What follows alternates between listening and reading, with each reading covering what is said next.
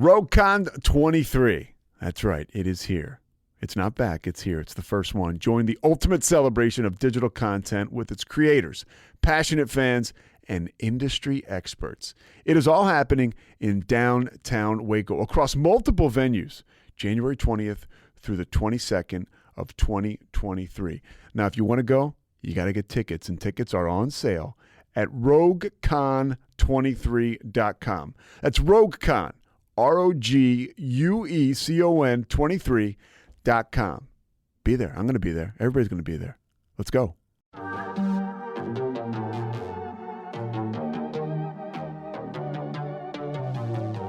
Hey y'all, I'm April. And I'm Caroline.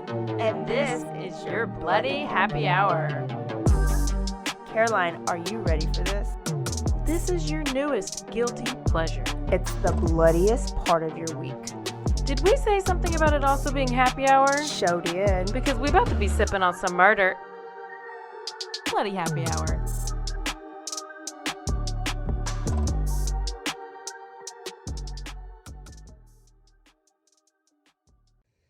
Living a material world, and I am a material girl. You know that we are living in a material world, and I am a material girl. Did you get it? Okay. Let's get it going. Here we go. Hey y'all, this is April. And it's Caroline. And it's Thursday and we're back. I'm thirsty, but April's on her day 4 of sobriety. Give her a pen, a chip, and a tattoo. She needs all the things. Sunday, Monday, Tuesday, Wednesday, Thursday. Oh my gosh. Who are you? You have liver? Do you have a liver issue or like what? I am actually just trying to give it a break, but if I had a cup, I would pour me a drink. Absolutely. So instead, I'll just drink my water, and maybe during the break, I'll get me a cup. I think that's a good idea. We'll just see how this goes. I don't know what to do with my hands. I don't either. I mean, it's like just drinking. bloody hour. It's not is happy at all. Yeah, it's not fun at all. And then I have like vodka and whiskey. She's always prepared. So she's got some Crown Apple on the table. Vodka in her cup. Yeah, I mean, I'm living my best life right now, April. I'm just kind of like a nomad. Are you a nomad? I don't know. Listen, I have issues. My tooth fell out again last week. It's a good way to get a man. I've realized why I'm single.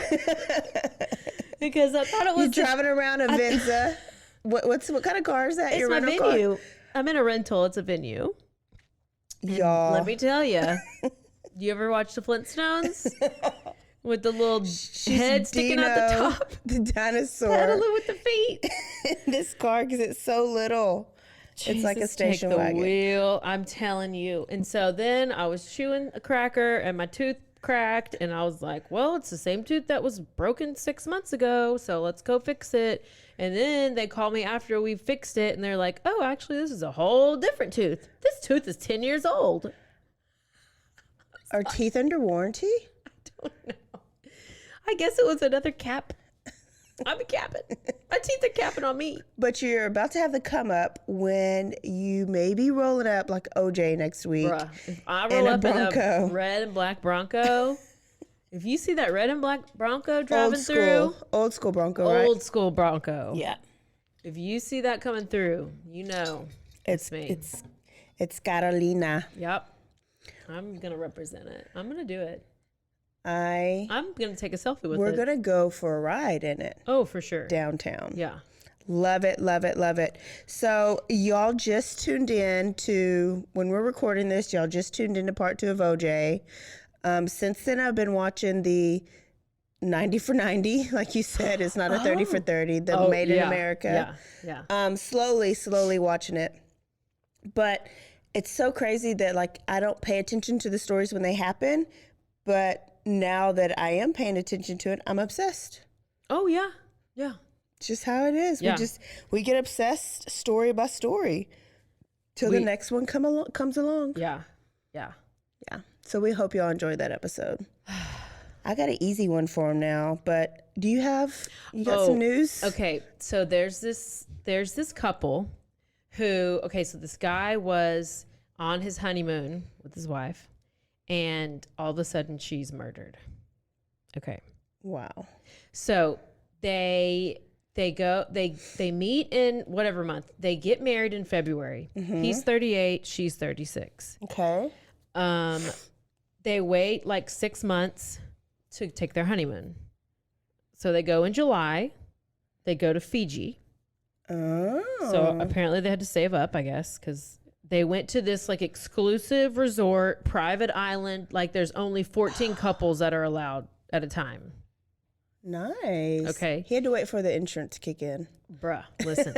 About 3 to 4 days after they have been there for 3 to 4 days, the hotel finds her body in their hotel room. Okay, I'll tell you.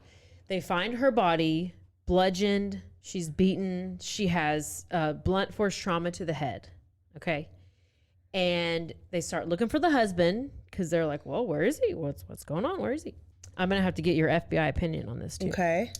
So they are like, well, obviously it can't be many people because there's only 14 other couples on this island. And then there's you. So where are you, husband? Where are you? Well, they find the husband about 36 hours later, and he's done kayaks to the next island. So he comes up, he's like bloody and bruised, but he's bloody and bruised, April, from the coral reef. Oh. You know, from all the... Because they do attack you, don't they? From all the, you know, the elements and all the kayaking. So then we find out that their situation is this whirlwind of a romance. He love bombed her. And that the wife is of Asian descent. Oh. And she was a pastry chef. And she was in school to become a pharmacist. And he did charity work for a nonprofit, and he was the IT specialist. Did the nonprofit really exist? Youth Village is what it was called. Okay. But apparently he's also been suspended from that. But I don't know if, obviously, now he is, but probably prior. So this marriage was apparently like very sudden to where like her friends had not met him until the day of the wedding. Do you think he ordered her? Probably. Okay. And then fast forward to where we are now, like the family had to cremate her because her body was so damaged they couldn't bring her back. Wow. So the husband is currently in jail in Fiji. Well, and it probably costs a ton of money to get them. What you either pay for a plane, you pay for a boat. So he's in jail without bond. He has a hearing in August. And so as part of FBI, I know you're part of the FBI. Yes.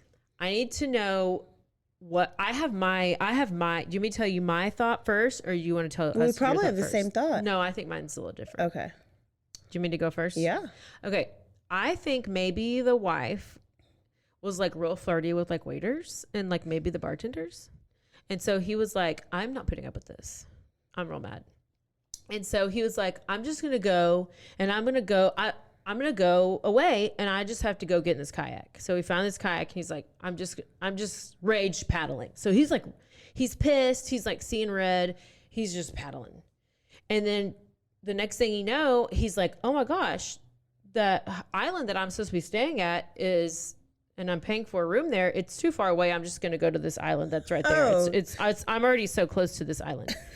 So then he gets there and he's like, meets these like indigenous people on this island. And he's like, well, I was just rage paddling. And so I need to tell you that like, I'm on that island, but I came here because I was so mad, but now I need to go back. So can you help me get back? And they're like, well, why are you so bloody? He's like, well, obviously it's from the coral reef. And then they call the authorities and then they start questioning him. They're like, your wife is dead. And he's like, what? Why is my wife dead? These aren't scratches from fingernails on my hands. At all. I was trying to get my steps, except I got my like paddles instead of my strokes. He got his strokes instead of his steps. And so that's basically what happened. Like it was an accident. He didn't know anything about it. Oh. Okay. So then for that story, they would need to isolate everybody on the island until they figured it out, like Clue. Yeah. Nobody can leave the room nobody can leave the island until they figure out who the killer was. Like, why would he want her dead? She obviously makes amazing pastries.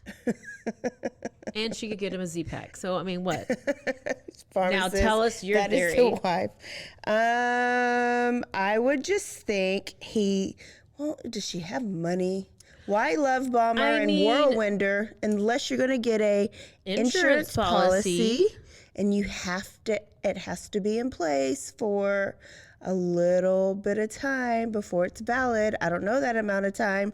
Insurance seller people should tell us. But how much is, okay, also, how can he pay for this exclusive Fiji vacation when he works for a nonprofit?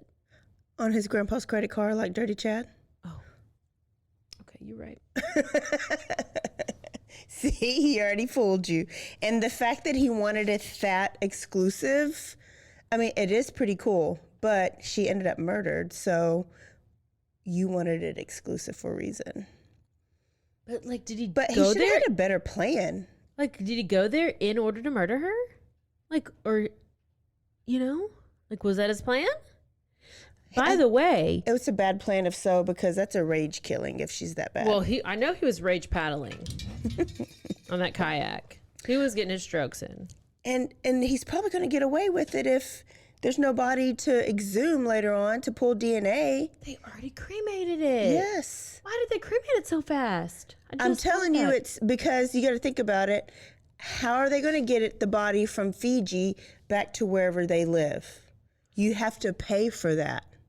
Yeah, but you need to keep it as a body so you can do the DNA and all that stuff. What if they didn't have money to pay for it?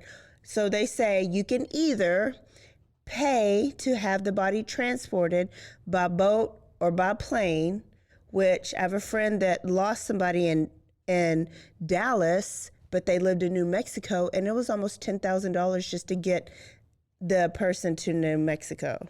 So imagine how much it would be to get them back to the States. Or the insurance payment doesn't pay for that? Or you can, it ain't gonna go to them, or you could cremate them for this much money. And so they probably said, let's cremate her. I just want her home. They lost all the evidence. And then are there Fiji police on this little bitty island? Indigenous people. Oh my goodness. And by the way, that cyclist, remember that Caitlin Armstrong, that cyclist chick who murdered that one chick and then went to where did she go? Yoga studio? Yeah, went to a yoga studio, which is not Costa obvious. Rica? Yeah, Costa Rica. Well, she pled not guilty. Oh. She was just on an extended vacation.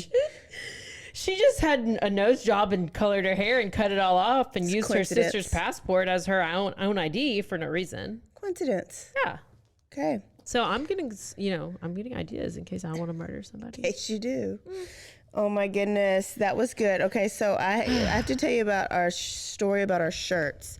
I got a text from a listener, and she was like, so my boo was like, I can't order this shirt because it says DTF on the back. And I was like, well, boo needs to know what it stands for. Yeah. And I was like, but oh, he's so cute, because she actually basically walks around with the strap on, like she runs the shit. She Christina Aguilera? Because Christina Aguilera performs with her strap on. Does she? Well, she did for Pride Month. It's real classy. Pride Month? She had like a giant green or purple dildo as she's like performing. It was very offensive. Oh, YouTube it. It was very offensive. I guess. Well, this person's just a badass. And so obviously, if you know her, she's going to do the opposite of what this guy tells her to do. Yes. So she was like, basically, I ordered it. So anyway, her boo said, it says DTF on the back, and because it says bloody happy hour on the front, that is sending signals that you are DTF on your period. Where did he come up with is. I was like, I need to have him on the show. Oh, for sure.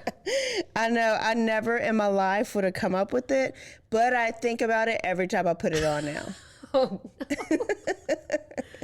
Bloody happy hour on the front, DTF on the back. Means That's a whole the new best meaning. It's a whole new story meaning. ever. Wow. Are you ready for this one?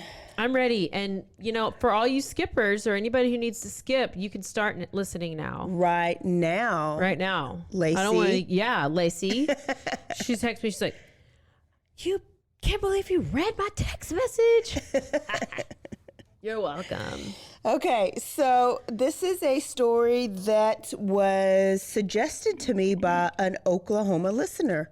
I think she lives in Texas now, but she's from Oklahoma. So you don't know you don't know her, you just knew her from her being a listener? So I asked for suggestions, and this was one of the suggestions. So I'm taking you to Welch, Oklahoma. Oh, Welch. And this is a story about two girls named Laura Bible and Ashley Freeman. Have you heard of it? No. Do I need to take notes? No. Okay. I'll recap for you. Oh, thanks. Do you remember Y2K? Oh, yeah. Year 2000? Yes. Okay. So I'm taking When the world was supposed to end? Yeah. What were you doing at that time?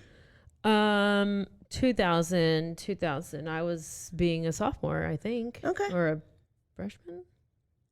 No, I would have been a freshman. Oh, in high school. I was probably like a freshman. Oh, my gosh. In college. I was probably doing Oh, no, Panther it was Patrol. my senior year. Okay, so let me tell you, the Freeman family actually did not get to experience Y2K because in December of 1999, it was a couple days after Christmas, and Laura Bible, these are high schooler girls, okay? She loved Christmas. It was her job every year to set up the Christmas tree. She had to have it perfect, like Monica off of Friends. Did you watch that episode? No. I mean, I probably did, but I'm not like a... Get out of the studio now. I know. And so Ashley, her friend, was celebrating her first Christmas without her brother Shane. Her brother Shane had passed away earlier that year, and so it wasn't as happy for Ashley as it was for Laura. So, after Christmas, so it was like it was the 29th.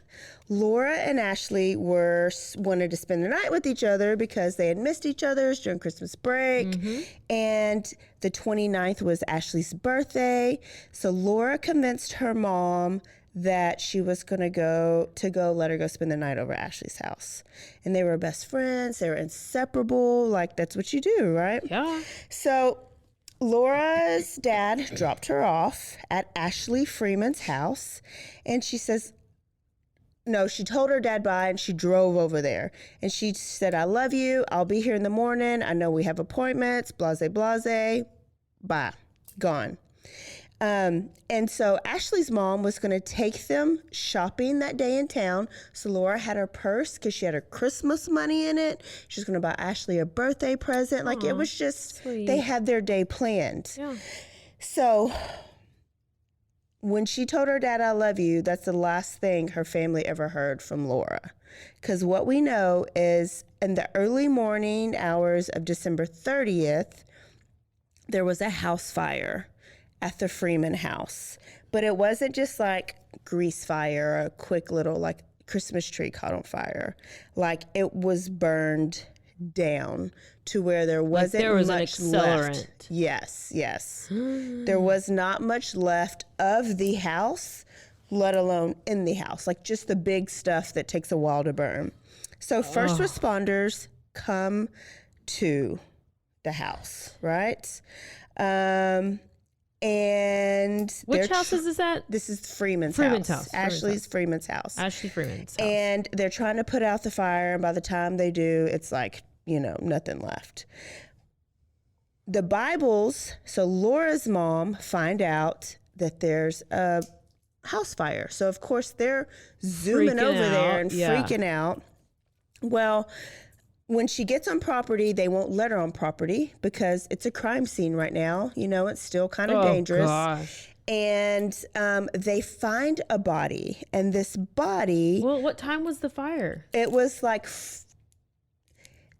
they got the call at 6 a.m. So it happened in the wee hours of the morning. So a passerby at 6 a.m. called and said there's a house on fire. Do you, So like, it not happened in wake up between. with the smoke? Well, do Oh they? my gosh, I don't know. Am I so good at guessing what's happening? Oh my gosh. So they find a body, and it's a female. And they know that it's an older female because by the hips, you can tell that she bore children. Your hips expand when you get don't pregnant. lie. And then she had a wedding ring on. So Miss Bible was relieved that it wasn't one of the girls, right? They also found a Rottweiler. It was their dog, Sissy. It also got burned up in the fire. The dog would know to go. Oh, you can't open the door unless you have a door flap, which my dogs would be safe. But anyway. So just in case. So they concluded that it was a Kathy Freeman, Ashley's mom. Nobody else was found in the rubble. They searched for hours. So they got there about 6 that morning. They searched all day. And this is December, and so it gets dark real early. And so about 6 o'clock that night, they searched for 12 hours, right? And it was dark by the time they were done. So they're like, okay, we're done. Bible family, Freeman family, you can have it. Like, I don't know if that's normal to say, okay, go to the crime scene, or if they're like, go salvage what you can. That makes more sense. Go salvage what you can. So the Bible family, so Laura's mom, they're now searching through, but it's dark and they can't see, and they've been there from 6 o'clock to midnight. And it's like and they're just smoldering looking. like dust. There's not even like walls. It's a frame. trailer. Did I say that? It's a trailer, so you know it's going to burn quicker. They're living in, it's like a mobile home trailer or whatever. But it's also in a lot of land and like forest around there. So they were thinking maybe the girls got scared and like ran off. And so they were hoping that if they stick around, because there's no bodies, so the girls aren't burned up that they see. So maybe the girls are around, or they took off because they're scared, or they ran away, or whatever it is. So they're kind of relieved that they didn't find anything. They go home that night at midnight, and they can't sleep, of course. They can't eat. They're like devastated. They're scared. They don't know what to think. So the next morning, they agreed that as soon as first light comes, they're going to go back to the house. Because the mom, Miss Bible, she was just like, there has to be something to tell us like where the girls are. I have to go. If the girls ran away and they come back, they're going to come back to that house. I want to go to the house. So they went back to the house, and within 5 minutes in daylight, they found another body. What? So Miss Freeman was found on the bed face down, and they found another body. It was Mr. Freeman. And the police and the investigators didn't even find him? Did not find it. Now, in between the hours of 6 p.m. last night, or the night of the fire, or when the police left, they went home, and there were tips being called in. And the tips were saying, we just saw a man that looked like Mr. Freeman driving in the car with the two girls. And they said Mr. Freeman has drug problems and Mr. Freeman has a temper problem. So the police were going on the facts and were making reports that Mr. Freeman killed his wife, set the fire, and took off with the girls. Oh, but now Mr. Freeman's under Mrs. Freeman?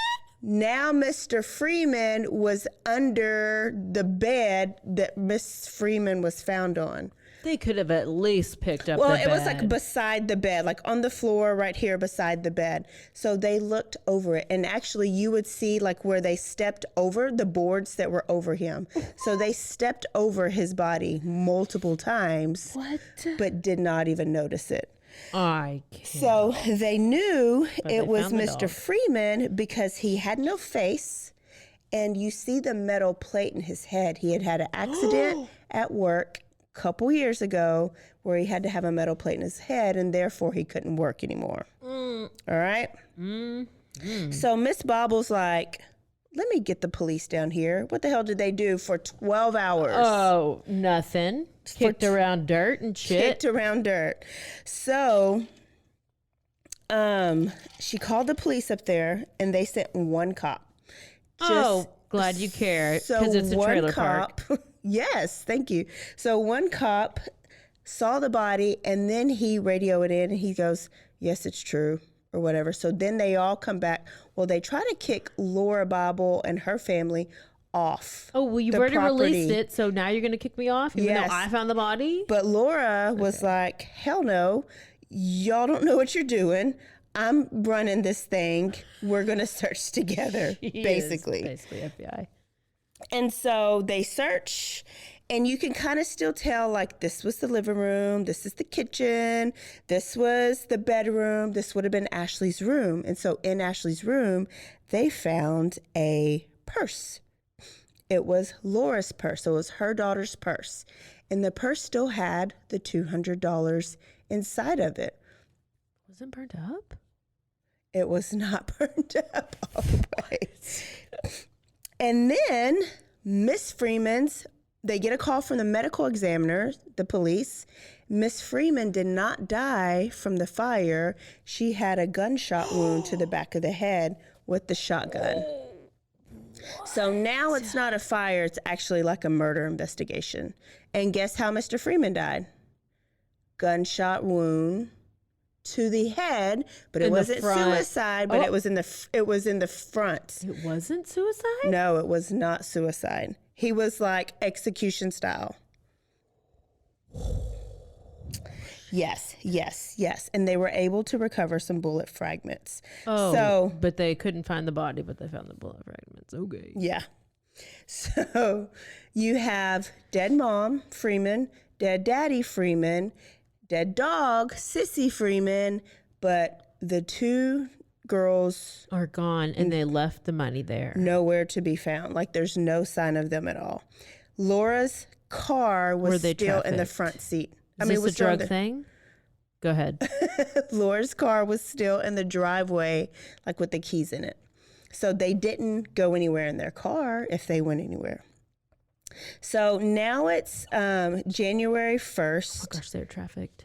And there is a search on and around the property. So the family is like, I don't trust the police. Let me grab all my friends, all my family. They had people from other states, and they're like, let's search all the area around there. And so over 100 people showed up, and they find nothing. They found nothing in the woods. They found nothing else. Well, the police didn't find anything, and the people didn't find anything. But there was a private investigator. His name is Tom Pryor, and he approached Danny Freeman's brother. His name was Dwayne, and he says, we are private investigators, and we want to help you. All you have to do is pay us $1. So they honestly wanted to help. You know, they weren't going to charge a big fee. And so he was like, we found something. And so Dwayne was like, you're hired. Well, the investigators, now the cops had been there for days and hours and hours. These private investigators found an insurance card in the driveway at the Freeman house. But the insurance card didn't have any of their names on it. It belonged to somebody else random. So that led the private investigators to believe somebody else's car had to been there, and maybe it fell out at some point. How would you even have your insurance card fall out of your car? That, like, right now I got mine on my floor because I just grabbed it and I put it in my seat, and then somebody sat in the seat, and then it was on the floor. So somebody getting out of my car could have easily. I always forget to print mine out. And it's always on my email. Well, and Swoopy just printed one out because he realized the ones we had in there was expired. So, anyways, I can only because mine was literally my seat and my floor. I can see how that happens. That's good. So,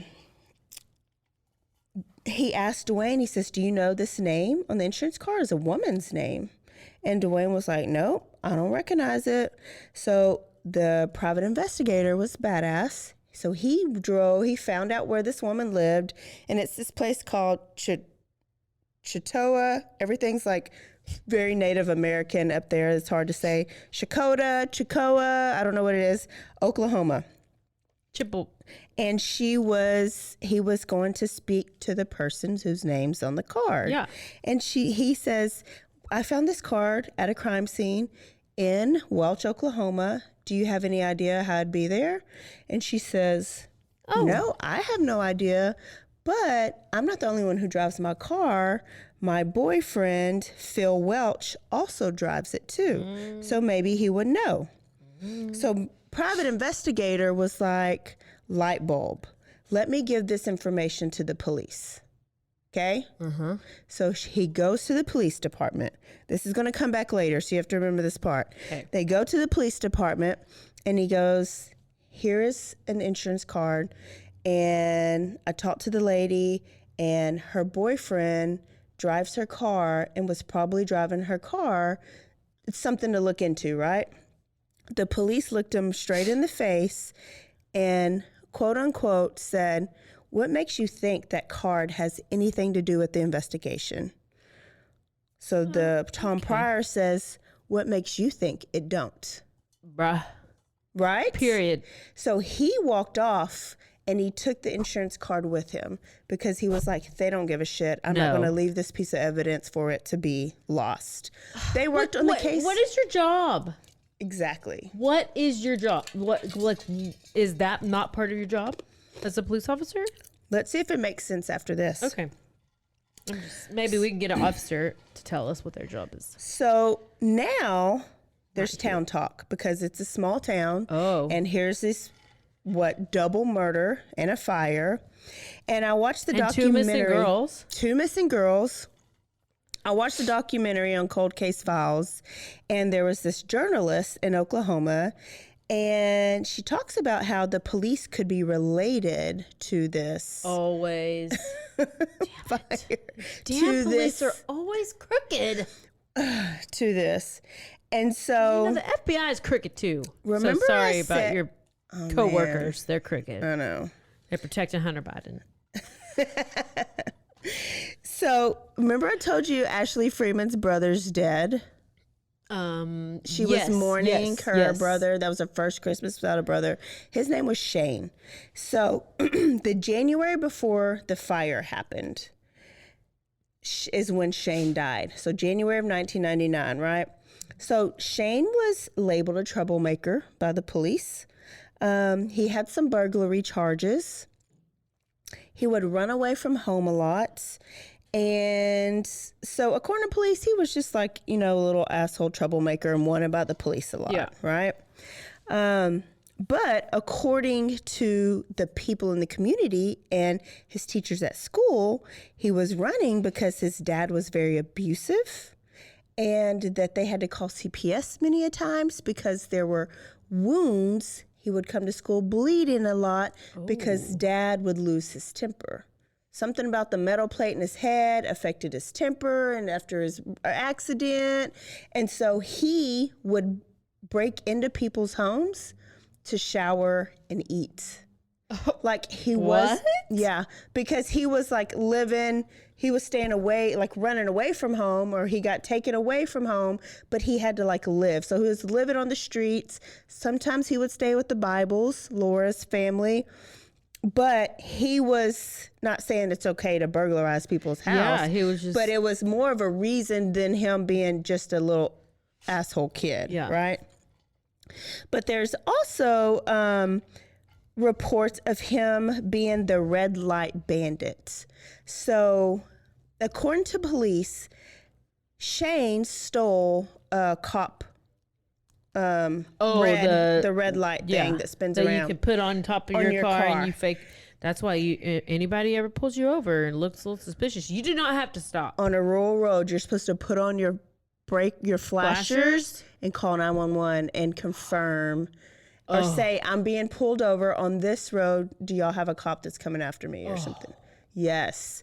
Now, should you do that if you're on like just a yeah, I can't say that word.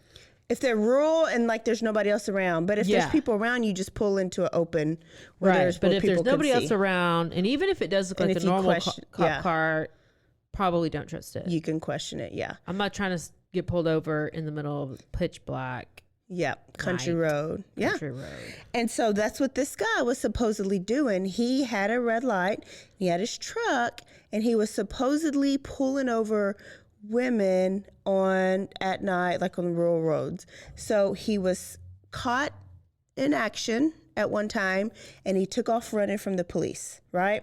So then after, and they concluded that it was Shane.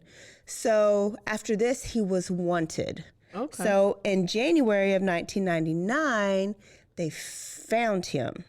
Oh. And instead of taking off this time, the officer, David Hayes, said that Danny pulled a gun on him, and so he shot and killed Danny because that's what you do if somebody pulls a gun on you, right? Yep.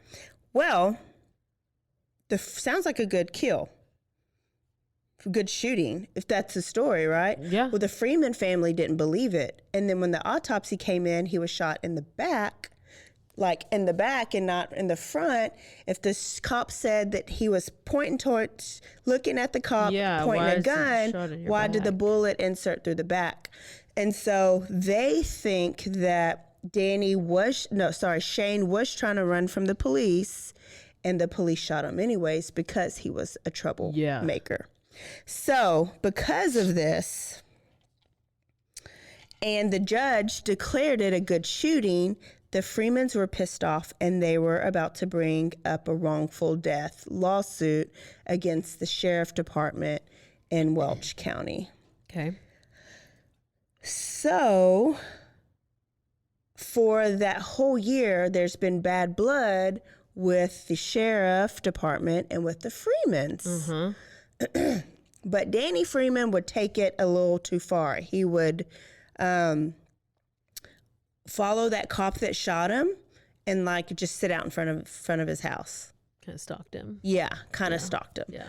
But they also did it to him. So people would say that they would pass by the Freeman's house, and always would be a cop car. Like each shift, they would just keep a cop car out there, just kind of like putting the pressure on him too. So it's like they were playing games. It's stupid. Like they're obviously bored. So either Danny was paranoid, or he was really scared because he told his brother and told some other people in the community that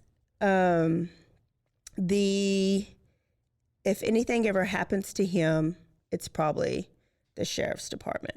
Oh, gosh. I know. Wow. And then it gets a little bit crazier where the nurse that worked on their son, Shane. Yeah. Okay, so Shane got shot, had to go get work done. He ended up dying. Believed that he was attacked by the police, and like that he didn't attack the police. And she goes, a little bit after the murder, she goes on the show and she's telling the story about how she thinks the Freemans have a rightful lawsuit. And then she ends up dead the next day. What? And then the person. Who was this? This is the nurse that worked on Shane Freeman. How'd she die? She was shot and killed by a patient who had a psychotic break and was mad at the hospitals. But the cops shot and killed him, so he can't even speak to himself of whether he did it or not. So why did he even have a gun in the psychotic hospital? No, he wasn't in the hospital, he was loose. He was just had a psychotic break. Oh my. And so she was leaving her job, going to her car, and this patient shot and killed him. A lot of shooting. Her. A I know. lot of shooting. And then it makes you think, okay, this seems a little corrupt. Seems a little sketchy. Yep, a little suspicious. And so half of the people in the community think the police killed him, or that the police botched the investigation because they didn't care who killed him, because they basically did him a favor. Because the truth is that you have 1 year to bring about this lawsuit. Well, they killed the Freeman family 1 month before that year was up. Oh. So they had till January of 2000 to sue the sheriff department. They killed him December of 1999. So it was like perfect timing. So can you imagine, like, town folk? They're like, oh my goodness, oh my goodness, oh my goodness. Okay. So This is crazy. I know. I thought it was easy, and then it just kept like going and going. There was another piece after another piece after another piece. Yes. So David Hayes is the one who killed Shane Freeman, Sheriff Deputy David Hayes. Okay. And to make the department look better, he agreed to take a polygraph test Because it does a lot. about the shooting, and he Yeah. passed it. But right after that, he left the town. Probably He the left the States. town? Yep, I'm gone. He gone. Why did he leave? I don't know. Can we find him? He passed it. He passed it. So then the police were like, we need to come up with an alternative story so that they'll take the heat off of us. What? Why do So they need to come up with that? Oh my their gosh. story that I'm pretty sure they went on the news with was that, you tell me if you think this is likely, Ashley Freeman actually killed her parents. And her and Laura ran away together with some money that she was saving in the freezer that she would keep in this little like Ziploc bag, which family and her boyfriend did say that she was saving up for a car. So she had like $4,000 in the freezer because they didn't have bank accounts there. Listen, I got money in Ziploc bags too, bitch. And so, Anything I pay my taxes. but this does not make sense because how come Laura didn't take her purse with her $200 in there? That's exactly what I was about to say. And then what about the car? Where'd they go if they left the car and the car keys in the driveway? Okay. Yeah. So nothing, just doesn't even make sense. They tried but failed. No, they were terrible detectives. I bet we could figure it out. So another rumor was Danny Freeman grew high quality marijuana. Yeah, for sure he did. Is it Oklahoma? Wait, I know it's legal now in Oklahoma, but Well, and it was for medicinal purposes. So he grew it for himself, but it was good shit, obviously. So him and his family smoked it, I'm sure. But then he would supply different people in town. Well, the rumor was and it's that legal. Oh well, not medicinal. to sell it. Yeah, Oh, okay, medicinal. okay. And so the rumor was that he had got in with a local drug, like Lord or cartel. Yeah. Cartels, But it's like cartel, but he's living in a trailer house.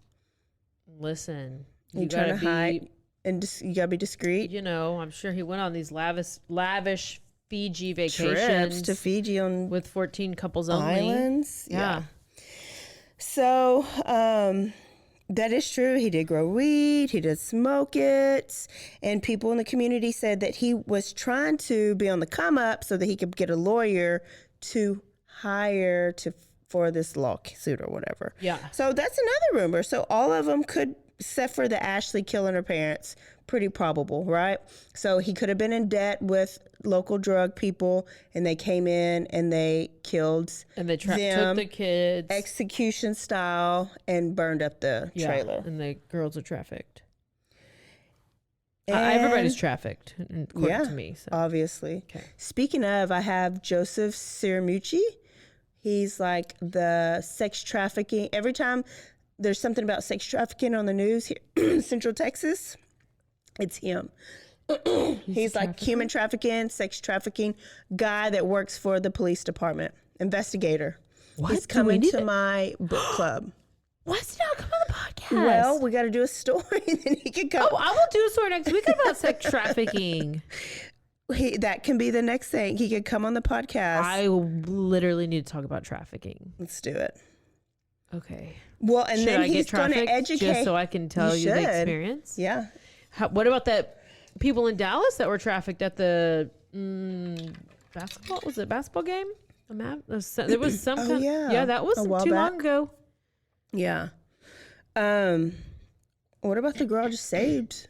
Me and my friends just saved from Yeah, trafficking you just 2 saved weeks the ago. trafficker, and you And then I could just have got been a trafficked text. on the cruise. I just got a text about it from a trafficker, from somebody who's being trafficked with a dirty pic, and she was like, it was like, oh, I like blocked it because I was scared, but I got They a were- random pic from a random number, and I sent it to you. You And did? Yes, and she had her hair pulled back and she was showing like half her boobs, and she was like, it's a stressful day, can you make me feel better? And I just pushed block because she looks like hungry and young and frail. Okay, when did you send me this? It's on our 1614 chat. Oh. I haven't seen it. It was like today at 3:45. This week has been so eventful. Thank you. Have some time, some SUM time to help me relax a bit. And look at that picture. Oh, I was like, is somebody pranking me? But I didn't give a shit. I blocked it. And I was like, oh my God. dude, y'all. You think that's how they randomly catch people? What is or this that's number? Joseph Saramucci like trying to 254-252-4580.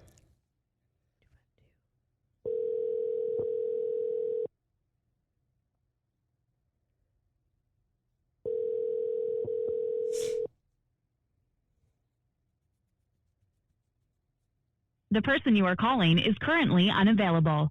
Please leave a message after the tone.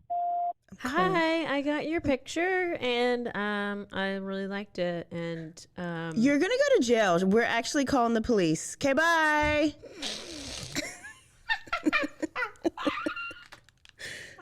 Oh my God. I'm dead. I am deceased. I am deceased. My. We need to take a break after that.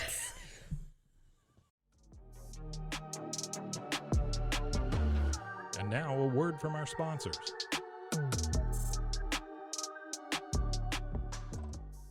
RogueCon 23. That's right. It is here.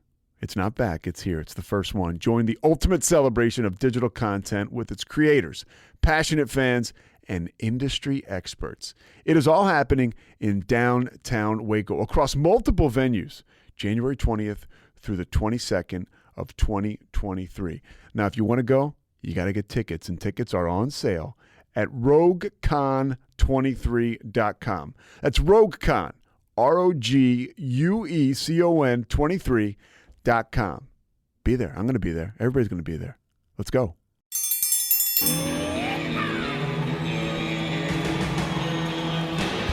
Hi, I'm Hank. You might remember me from a show called King of the Hill. Check out a King of the Hill rewatch podcast. These boys ain't right, but they are funny. Find the podcast anywhere you get your podcasts or at roguemedianetwork.com. I tell you what.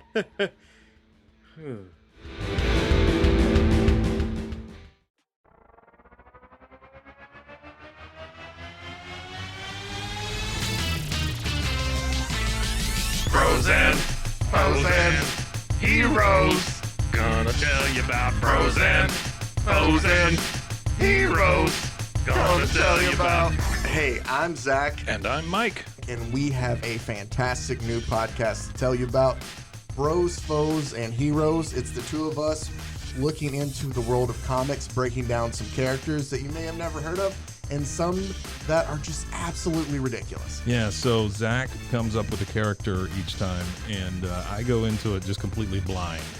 I don't know who this person is or what their abilities are or anything, and basically I guess we kind of go over their origin story and just some of the ridiculous stuff that maybe, especially Golden Age stuff. Oh, Golden Age stuff is always the best, and we will make sure to highlight all of the shenanigans and just absolute weirdness of everything. Yeah, that's right. So subscribe today and follow us on Instagram at Bros Heroes. And if you don't, I know where you live. Not really, but please subscribe. Bros and heroes. Gonna tell you about bros and heroes. Gonna tell you about.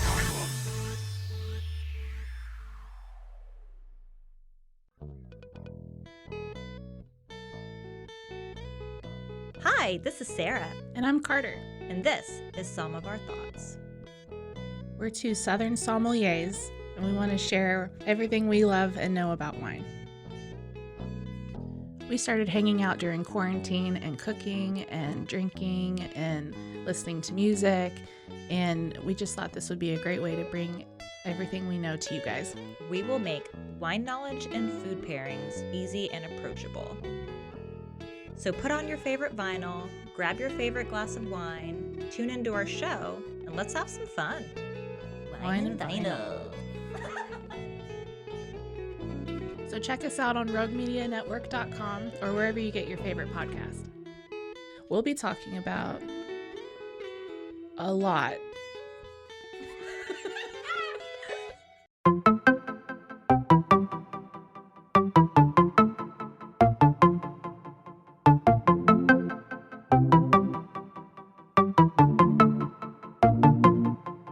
Welcome to One Star Rewind, a new podcast about those dreaded one-star reviews that every business owner hates to receive, but yet every customer loves to read. During this podcast, we will peel back that one-star review to better understand how it happened, when it happened, and what the business owner is doing after receiving that one-star review. This podcast will be about love, hate, and laughter. On One Star Rewind, we will meet with real business owners who will tell their stories and how they do rely on reviews for their business. Follow us on Facebook, Instagram, or download us at roguemedianetwork.com. Please subscribe, but only rate and review for not a one-star review. Join us each time for a new review and a new story.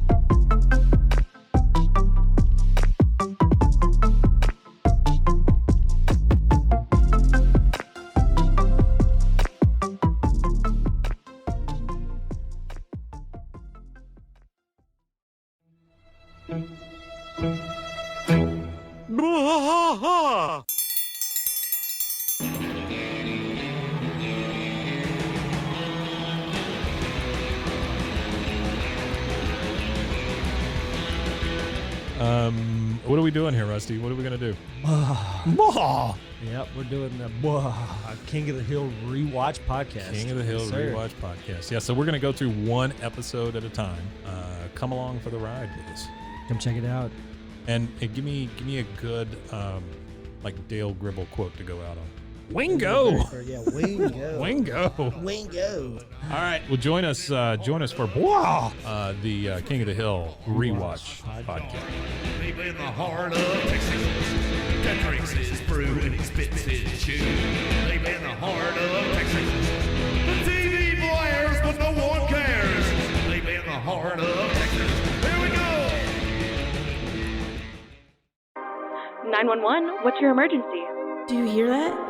It's coming from the house. It's coming from inside the house? Do you mean? Could it be? The Poltergeist. New from Rogue Media. Two haunted hotties talking about haunted places. Every episode we dive deep into the darkest places and give you a bit of history. We're getting spooky in all the right places. You've gobbled your last ghoul. Follow along for the craziest and spookiest stories with Debbie's Dark Tourism. The Stanley Hotel, Winchester House, The Alamo, Hotel Monte Vista, and more spooky places. Find us at _Poltergals. POLTERGALS. Look over your shoulder. It's us, the Poltergals. wherever you consume the podcast, you can find us there.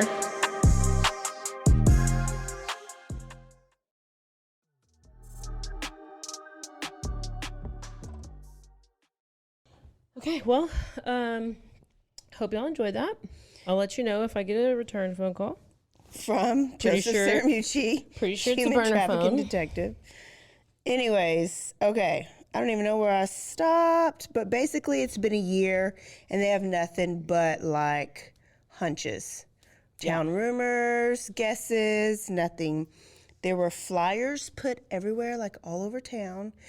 And this mom, Miss Bible, I think her name was Lauria Bible, she would put up maps, picture, like the flyers, there's flyers, but she'd also have like a map of like a wooded area around the house. And she would have like markers, and she wanted people that maybe wanted to be anonymous to just draw an X of maybe where she could find the bodies or find her. Like I've never seen it. It just seemed like she's just trying anything, like desperation. Yeah. But she was also DTF, down to find, because... Down to find on her period. Down to find on her period.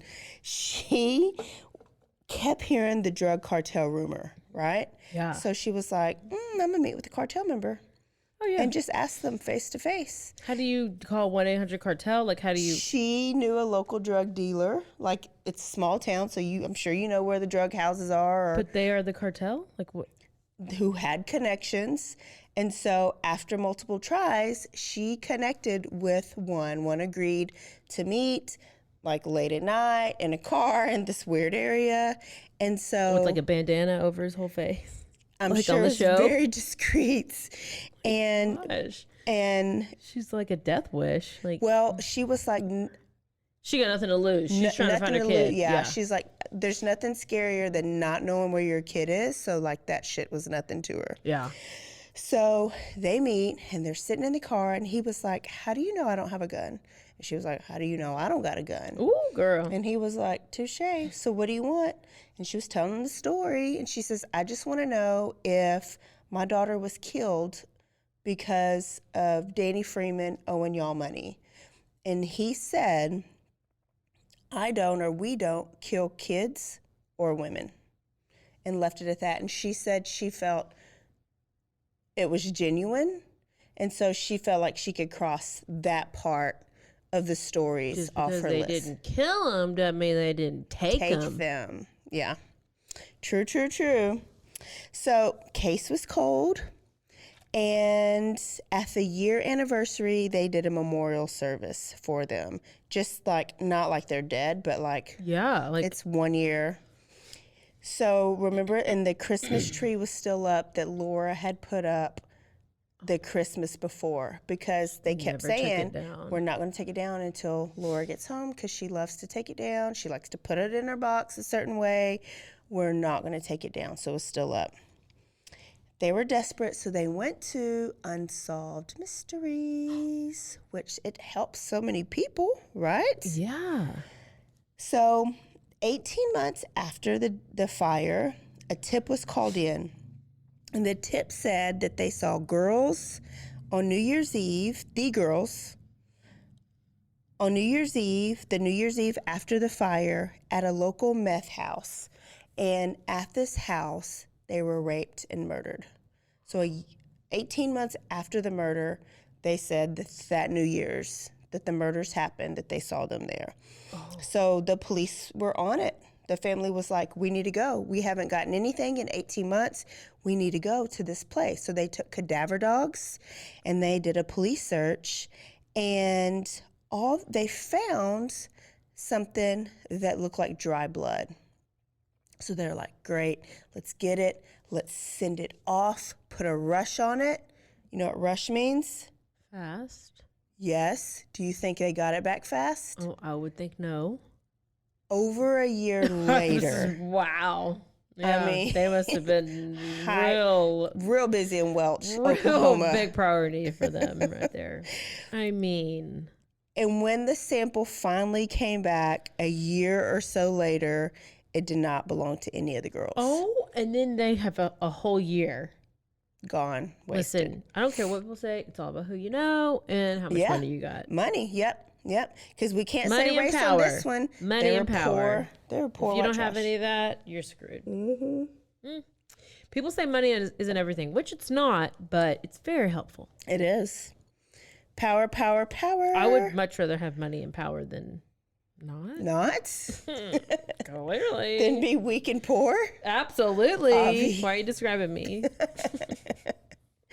So then so then a little bit after that, a guy on death row here in Texas named Tommy Lynn Sells. Have you heard of him? No. Me either. But he was on death row in Texas. He called up his friends, police, because you don't talk to anybody on death row. And he was like, I killed those girls. Oh, okay. And Case closed. he Bye. committed the crime. And he was arrested like the day after for stabbing a 13-year-old girl. So December 30th, he was arrested near that town for stabbing a 13-year-old girl, right? So he was like, I'll even take you to the body.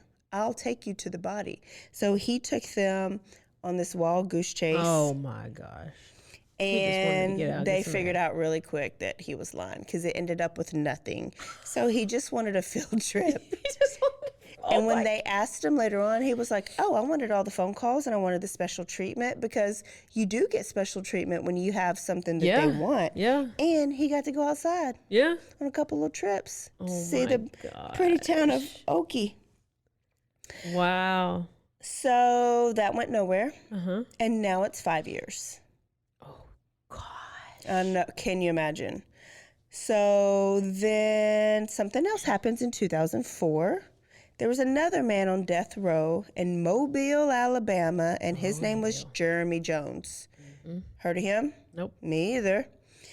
He had actually lived in Oklahoma before he got on death row, and he lived in Oklahoma at the time that these girls went missing. Oh, and he killed them too? He was on death row for the rape and murder of Lisa Nichols. And he raped Lisa, murdered her, then doused her and her house on fire. So police are like, bingo, like MO's the same. Yeah. And then they saw his arrest records. He was arrested 10 miles away for public intoxication the same night of the murders. Wow. So they were like, okay, MO, yeah, at location, least they're doing something. The story lines up.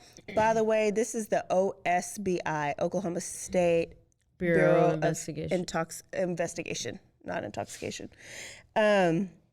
So they're like, okay. And so he's in death row and he's confessing to like 13 other murders across 5 states, and he's including Laura and Ashley on this. So the OSBI is like, let me go down there and talk to him. And he gave details that were accurate. He said they had this long dirt driveway, that their name was on the mailbox. To me, things that could be guessed. Well, they said that he killed the dad first and then the mom and lit the house on fire because he had no idea the girls were in there. And then when he was driving off, the girls came running to him for help, thinking he could help. And he said he felt so bad because he didn't go there to kill the girls, but there were witnesses. So he had to get rid of the witnesses. He had to put them in the truck, and he tied them down, and he raped one and killed both of them, right? And he says, and I'll even tell you where I dumped the bodies. So, like, the investigators' mouths are probably watering. They're like, oh, finally, we're getting here. These parents are going to maybe get some answers. So he says they're in Kansas at the mine caves that are there. And there's this place in Kansas so they get there, and he's like, here's your explicit directions. Go here. It's in this mine. But there's hundreds, and they all lead to like one mine shaft. And people over the years have thrown like their dumpsters, like trash, so it smells bad. So the cadaver dogs can't even like pick up a scent. There's dead animals down there. Oh, they even like what? drop cameras and they just try to look and they look and look and they can't find anything. And then he recants his story. He's like, oh, just joking. I wanted some attention. But he had so many details. He did. Why do they know everything? So the parents actually thought maybe he didn't do it, but maybe he knew, because he knew so many details, maybe he knew somebody who did. I think if you are on death row and you tell a story like that, you need to just be killed that day. But what if it can lead to somebody Don't care. finding the body? Sorry, you lied. Oh, if you lied. Yeah. Oh, okay. Yeah. If you're like, oh no, and then they stay on death row for like 20 Forever. years. Yeah. Yeah. And they have like a lush death row, from what I hear. What is that? Like they For the have like drunks? no, it's like they don't have to worry about being raped. They don't have to worry about being stabbed. They have it nice. They have their own room. They get a lot of time in the yard. Like, yeah. That's why people are like, with the Nicholas, whoever, the Parkland shooter who's on trial right now, they're determining if he gets death row or if he gets life. And it's like, do you want this person who brutally murdered 17 kids and teachers to go to death row, or do you want him to be life in prison? Like, I want him to be life in prison where he's like beaten up and like abused and like gets really tortured. He'll probably be in confinement anyways when he's there, so that they don't do that, because they still got rights and they'll protect him. It's still an easy life. No, hell no. There's no air in prisons right now. There's no air in prison, so they're no like air? dying. No air conditioning. Oh, good. They don't need air conditioning. We don't need to pay for their air conditioning. They took away air from people. They so we can take did. away their air. Okay. Good way to think about it. They just need to put them in caves. Sure. Take them to these mine shafts. Yeah. So what's this guy's, what did I say this guy's name was? I forgot. Jeremy Jones recanted. He reneged. They're back to square one. Case goes cold again. In 2010, Ashley Freeman's family, like there's only like an aunt and stuff left because her family's dead. Everybody in her immediate family's dead. They had her declared dead. Maybe for closure, maybe for insurance purposes. I have no idea. They had her declared dead, but Laura's mom refused. She was like, I will never stop searching. I'll never stop looking. Until she's found, dead or alive, neither one of us will have peace. Yeah. So now it's 2011. And tips had been coming in. What we know now is tips have been coming in this whole time, but they've just kind of been thrown in a box and like thrown away, like not totally followed unless the Miss Bible came in and like beat on their door and like made them do something.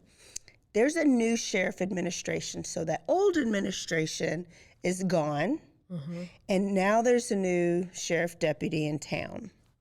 And they came in, and the case was reviewed again, and OSBI comes back in, and they're interviewing people, right? And as they're interviewing people, now they find out that people in the town have seen pictures of these girls bound and gagged, and that these couple men around town have bragged that they are the ones who abducted the girls. So a name came up over and over, and it's not a name that we've heard. This name was Ronnie Busick. And he was a known meth head. He was a known very evil, ugly guy. And when they re-interviewed people, they also found out that there was a private investigator that was working on the case. So remember Tom in the beginning that found the insurance card? So Tom, they went to visit Tom, these new investigators. They went to visit Tom and they were like, Tom, do you have your paperwork? Where's your folder? Did you find anything? We're reopening the case for the 14th time. And Tom was like, I threw away all my stuff. Okay, Tom. I kept one thing, and I think this is the thing that you need. He kept that insurance card with that girl's name on there. He told him, I tried to turn it into Detective Steve Need, and he laughed at me basically in his face. So they go and interview the girl on the insurance card. And remember, her boyfriend's name was Phil Welch? Well, Phil Welch is best friends with Ronnie Busick and another guy named David Pennington.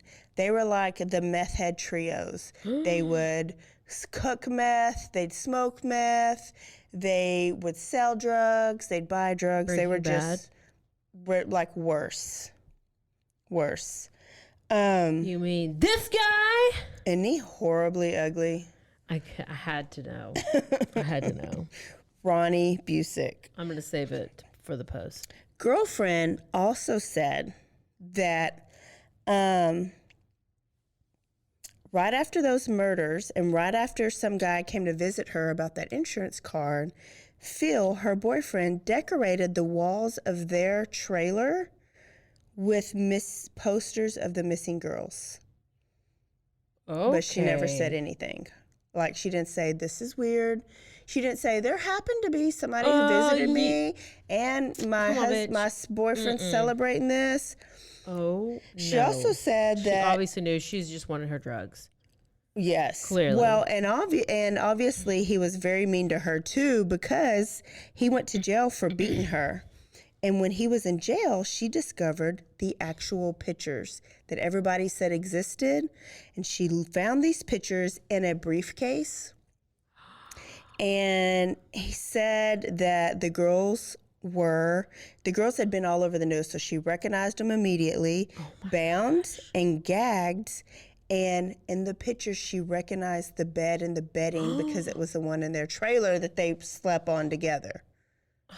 Okay. Oh my gosh. Like the low of the low. Oh no. Okay, tell me what happened. I'm almost there. So this happened a few months after the murder, right? And so basically she was corroborating that Phil was the mastermind of them. And she was so creeped out after these pictures that she grabbed those pictures and took his car and she left him. And when he got out of jail, he called her and threatened to kill her. And so she never said anything. Great. Okay. I don't have no words. I know. It's like, girlfriends, come on now. Okay. Where's he going after he gets out of jail? To her house? It's his trailer. She was living with him.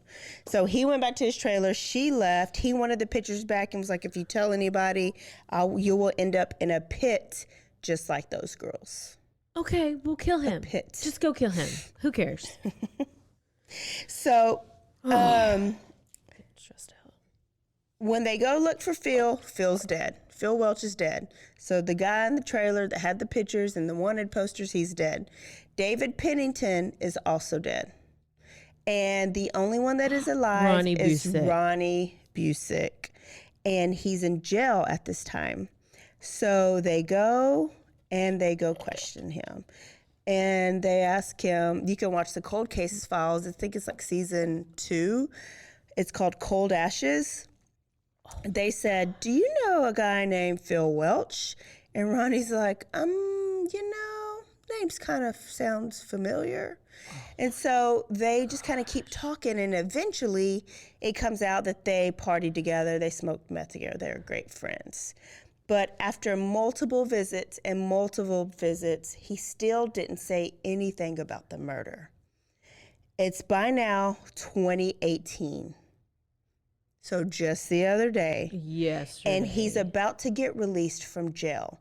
So this new sheriff administration and OSBI, they're like, we can't let him go. So they type up this 26-page arrest affidavit. And they are just like, he's about to get out. So he's desperate and he's excited, right? But they're going to say, sorry, we're charging you with conspiracy, this, racketeering. No, that would be Erica Jane. Oh, here it is. Supposed to be released. They charged him with 2 counts of kidnapping and 4 counts of murder. Okay. And then he did some OJ shit. Oh, hell. He done fled in the Bronco? Done some hypothetical. If I was OJ Charlie was with me. So Charlie must have been with Ronnie to this day. Oh, Charlie's everywhere. And he was like, well, you know, if I was there, if I'd have been there, I'd have just stayed in the car. And if we were there, it's because we were collecting a drug debt because he owed drug money. Always about the damn drugs. Yeah. And if I would have shot the mom, then I would have shot the dad first, and then I would have lit the house on fire.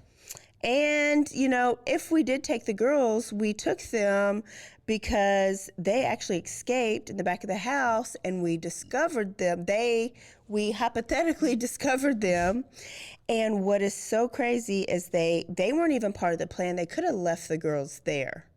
But they took the girls and they kept them alive for 2 weeks in that trailer, Phil Welch's trailer, where they raped, tortured, drugged, then they killed them and disposed of them, was his quote.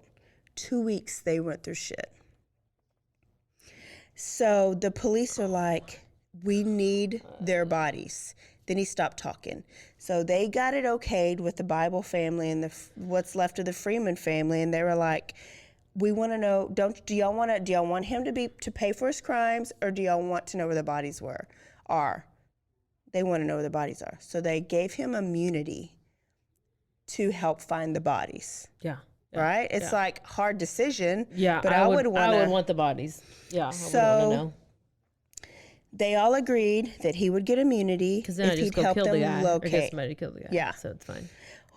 Well, so those initial charges, the kidnapping and the murders, were dropped. And so he was like, they're in a root cellar. So let's go to this root cellar. Well, they checked this root cellar. Nothing. Oh, wait, I think they're in this pit. Check this pit. I cannot. Nothing. Ronnie Ballsack. So it's now 10 years after the death, because now it's 2019, and still no bodies. And that Christmas tree that Laura put up just now broke. Like, she said that, like, it got so heavy with the ornaments. It's so sad, but kind of funny, because it's like, it got heavy and it broke, and she was like, I'll never put up a Christmas tree again. Never put up a Christmas tree. I would hate Christmas for the rest of my life. So on August 31st, 2020, he was charged with accessory to murder.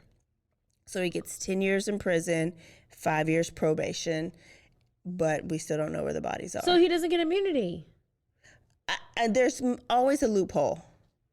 He won't ever get tried for the murder or for the kidnapping. Where are the bodies? We don't know. Ugh. We don't know. It's why it's called the disappearance. So that trailer where they took the bodies and like raped and killed them, that is now a memorial site for Ashley and Laura. So people go and like pay their respects there. Phil's old house.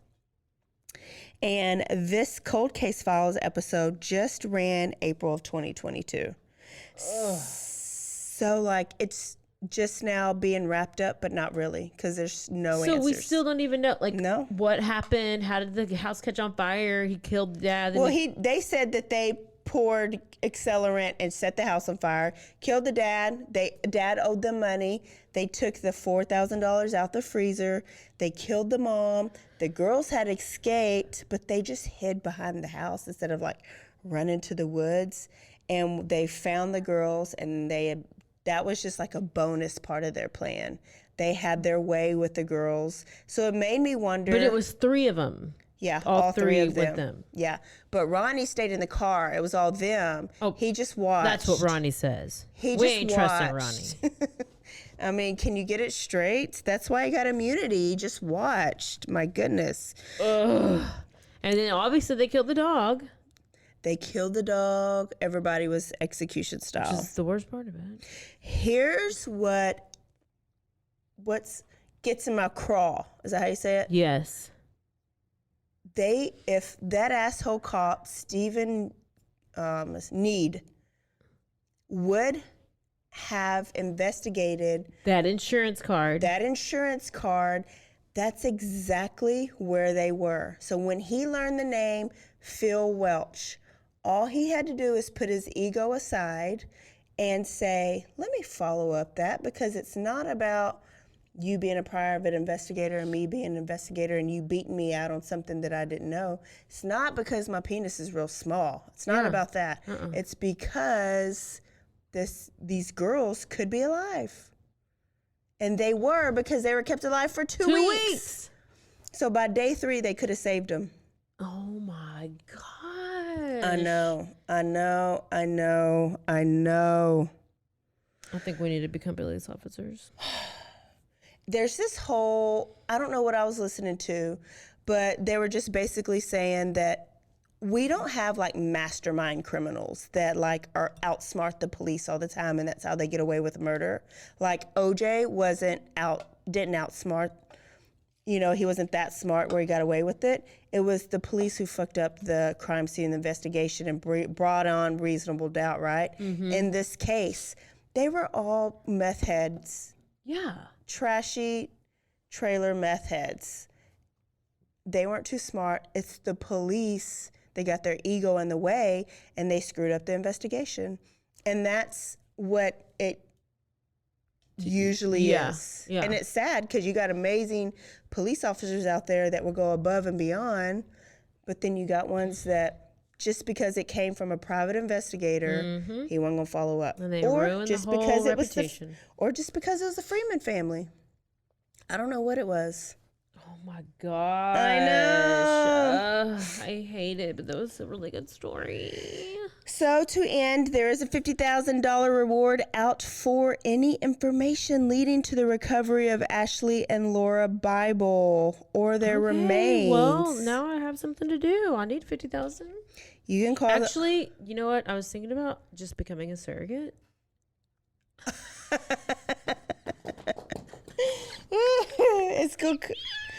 It's gonna have fetal alcohol syndrome, and they're gonna want their money back. I was like, them damn Kardashians, they were using surrogates or everything. And so then since they're using surrogates, everybody's going to start wanting to use surrogates. Amber Heard used a surrogate. Except for you told them your teeth just fell out. And they don't have to know about my teeth. We need somebody with better dental health. Listen, if I can just get some money, be a surrogate real quick, it's only going to take 9 months. I mean, come on. I'll get. For you or for you? No, I would be this. I would be You want to hold the baby? Yeah, I would hold the baby. That way you get paid like $100,000. I could pay off all my things, and I could just get lots of Botox. I could get some new teeth, the ones that don't fall out. I don't have to drive a venue. There we go. Do the application. I know somebody who did Figured actually. out my plan. No, I know somebody who donated their eggs and got a bunch of money. They weren't I do know a couple surrogates. You can get money for donating your eggs? Yeah, but not if you're over 33. Well, sorry. You should have told me that a long time a ago. year ago. Listen, y'all call this number if you have any tips, 1-800-522-8017, or send an email to tips@osbi.ok.gov, or contact the Oklahoma State Bureau. How do I work for them and I can't even say it? Of investigation. I'm so glad we've taught y'all so many things. I feel like we've educated y'all today. I feel like we've given y'all some life advice. I'm not sure if it's advice, but it's just life happenings. This is supposed to be a quick one. It never is. But we will see y'all next week for another random story. I love the randoms. I know. I have no idea what it's going to be, but I'll be working on it this weekend. All right. Y'all go rate, review, and subscribe right Please now. tell us what you think, because we think we're great. Go follow us on all the platforms. We have Twitter is Bloody Happy Hour Podcast.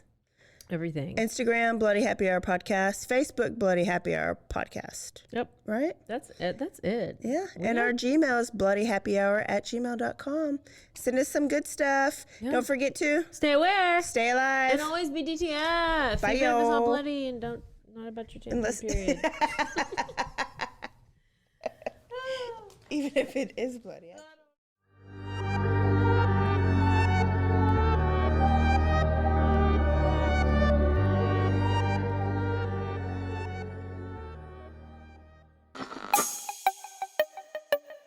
This has been a Rogue Media podcast.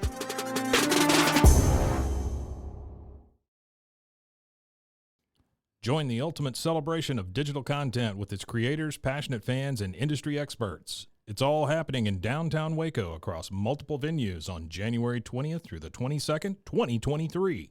Tickets are on sale now at roguecon23.com.